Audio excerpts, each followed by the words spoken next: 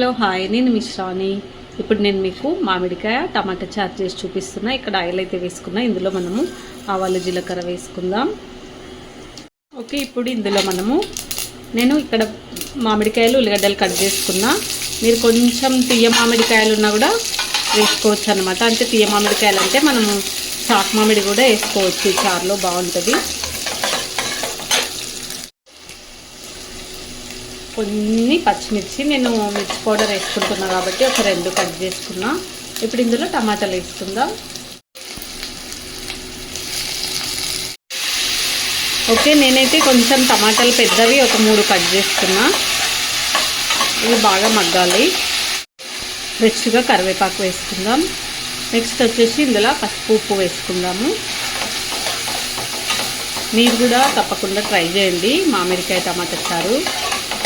ఇది బాగా మగ్గాలి.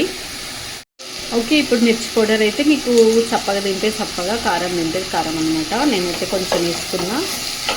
ఇంకా ఇది కొంచెం మగ్గిన తర్వాత మనం ఎప్పుడైనా సరే చింతపులుపు దగ్గరికి వండుకోవాలి. వాటర్ తర్వాత పోసుకోవాలన్నమాట. దగ్గరికి వండుకుంటే ఈ మసాలాలన్నీ బాగా పట్టుకుంటాయి, చిక్కగా అవుతుంది అనమాట రసము. ఇప్పుడు మనం ఇది చింతపులుపు దగ్గరికి వండుకుందాం. ఓకే, చూడండి, నేనైతే ఇప్పుడు ఫస్ట్ కొంచెం పిండుకొని మనం దగ్గరికి బాగా ఉడికించుకుందాము. తర్వాత వాటర్ పోసుకోవాలి. ఏమవుతుందంటే ఇది చిక్కగా తయారైపోతుంది అన్నమాట మనకు. ఓకే, చిన్న మంట పైన మంచి ఉడికించుకోవాలి దగ్గరికి. ఓకే, ఇక్కడ దగ్గరికి ఉడికింది. ఇప్పుడు చక్కెర వేసుకుందాము. మీరు బెల్లం కావాలంటే బెల్లం వేసుకోవచ్చు. ఇంకోటి చక్కెర వేసుకోవాలి కంపల్సరీ, టేస్ట్ అయితే బాగుంటుంది. ఇష్టం లేని వాళ్ళు అవసరం లేదు. ఓకే, ఇంకా కొంచెం ఇది చిక్క కావాలి. తర్వాత వాటర్ వేసుకోవాలన్నమాట.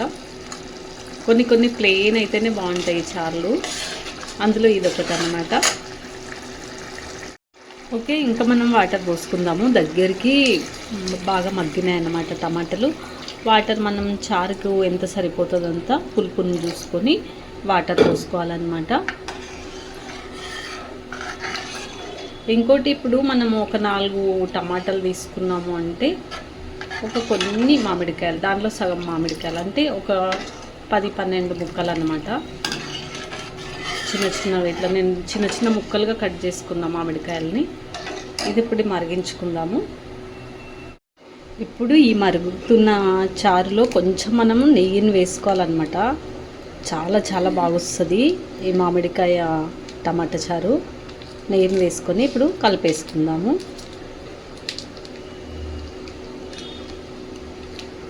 ఇప్పుడు మనం టేస్ట్ కూడా చూసుకోవాలి ఒకసారి, అన్నీ సరిపోయినాయా లేదా. నిజంగా చెప్తున్నా, ఎమ్మి చారు. మీరు కూడా ట్రై చేయండి ఒకసారి. ఓకే, ఇంకా కొంచెం మరగాలి. నాకైతే కొత్తిమీర అవసరం లేదు, మీరు కావాలంటే పైన వేసుకోవచ్చు అన్నమాట. కొన్ని చార్లలో మనకు కొత్తిమీర యాడ్ చేయకపోతేనే బాగుంటుంది. ఓకే, ఇంకా కొంచెం మరిగించుకుందాం. ఇప్పుడు చారు అయితే మనకు బాగా మరిగిపోయింది. స్మెల్ అయితే బాగా వస్తుంది కదా. ఇంకా మనము ఈ చారుని స్టవ్ బంద్ చేసుకుందాం. మీరు కూడా తప్పకుండా ట్రై చేయండి. ఇది చాలా ఎమ్మీ చారు అన్నమాట.